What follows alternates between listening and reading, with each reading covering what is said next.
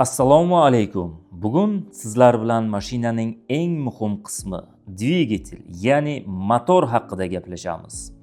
Dvigatelni oddiy qilib aytganda bu mashinaning yuragi. U ishlamasa mashina harakatlanmaydi. Dvigatel nima? Dvigatel bu mexanik qurilma bo'lib, u yonilg'ini energiyaga aylantiradi. Ya'ni benzin yoki dizel yonadi. Natijada kuch hosil bo'ladi.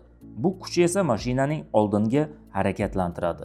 Xuddi odam yuragi qon aylantirganidek dvigatel ham energiyani butun mashinaga tarqatadi. Qanday ishlaydi? Keling oddiy qilib tushuntiraman. Yonilg'i dvigatel ichiga kiradi. U yerda havo bilan aralashadi. Uchqun iskra yordamida yonadi. Yonish natijasida kuchli bosim hosil bo'ladi. Bu bosim pistonni, ya'ni porshinni harakatga keltiradi. Piston bu porshin. Porshin g'ildiraklarni aylantiradi. Natijada mashina harakatga keladi.